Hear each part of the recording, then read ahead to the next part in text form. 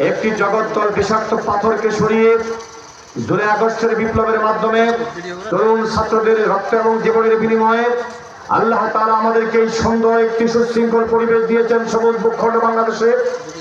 আল্লাহ তাআলার দরবারে সকলে নতশিরে পড়ছি আলহামদুলিল্লাহ।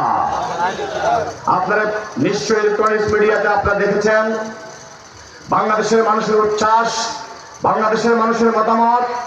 একমাত্র এই ঈদ উল ফিতর মানুষ এতটা নির্ভয়ে নির্বিঘ্নে ঈদের আমেজকে অনুভব করেছে। 17 বছর পর্যন্ত মানুষ, এদেশের সংখ্যাগরিষ্ঠ মানুষ ভয়ে আতঙ্কে তটস্থ হয়ে মানুষ ঘর থেকে বের হতে পারে না। ঠিক কিনা বলেন আমার ভাইরা? আল্লাহ তাআলা আমাদেরকে এমন একটি সুন্দর নিয়ামত, সুন্দর স্বাধীনতা আবার দিয়েছেন, এমন একটি পরিবেশ দিয়েছেন।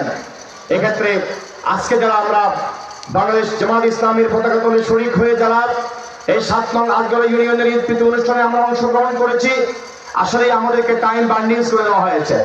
আপনাদেরকে আমি বলবো আমরা কোন পথে আছি, আমাদের পথটা কেমন।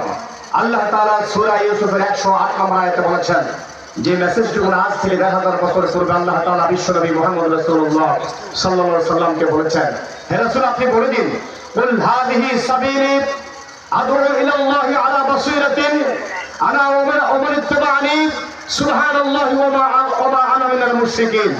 আল্লাহ তাআলা বলেছেন, হে রাসূল আপনি বলে দিন এটা এমন একটা পথ যে পথের দাওয়াত আমি বুঝে শুনে আল্লাহর পক্ষ থেকে মানুষকে দিচ্ছি। ঠিক না বলেন?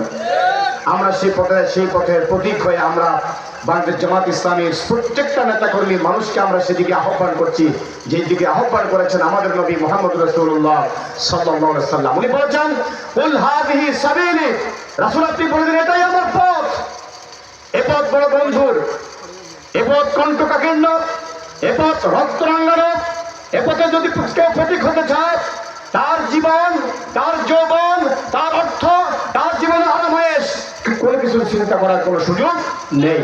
আমরা সব কিছুকে বুকে ধারণ করে আমরা আমাদের সেই কোরআনের আয়াতকে আমরা বুকে ধারণ করব এবং আমাদেরকে শপথ দিতে হবে, যেহেতু আজকের এই প্রোগ্রাম হচ্ছে 7 নং আটগড়া ইউনিয়নের, 7 নং আটগড়া ইউনিয়নের প্রত্যেকটা জনশক্তিকে সিদ্ধান্ত নিতে হবে আমাদের কেন্দ্র থেকে যখন কোনো নির্দেশনা আসে আমাদেরকে মনে প্রাণের জীবন দিয়ে হলেও আমাদের এই কর্মসূচি বাস্তবায়ন করতে হবে ইনশাআল্লাহ।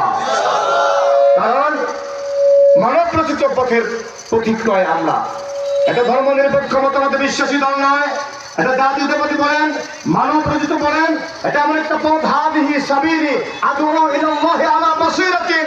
আল্লাহ তাআলা হাবিব বলেছেন জেনে শুনে আমরা জানি এ পথের প্রতীক হলে হয়তো বা জীবন দেওয়া লাগবে। ঠিক না বলেন? আমাদের জীবনকে পকেটে রেখে আল্লাহর সন্তুষ্টিকে সামনে রেখে আগামী দিনে প্রত্যেকটা কর্মসূচিকে আমাদেরকে বাস্তবায়ন করতে হবে ইনশাআল্লাহ।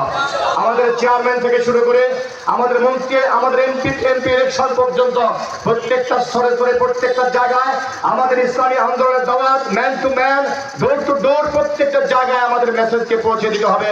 আমরা এই মেসেজটুকু বলে দিতে হবে আমরা এই সমাজটাকে আল্লাহর আইন এবং সত্যের শাসন দিয়ে আমরা সাজাতে চাই ইনশাআল্লাহ।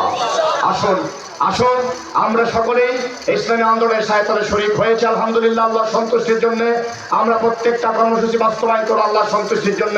এই আজগড়া ইউনিয়নের মাজলুম অনেক ভাইরা আছেন, আমাদের ভাইদের রক্ত রাঙানো এই আজগড়া ইউনিয়নের মাটি, অনেক রক্ত ঝরেছে এই ইউনিয়নে।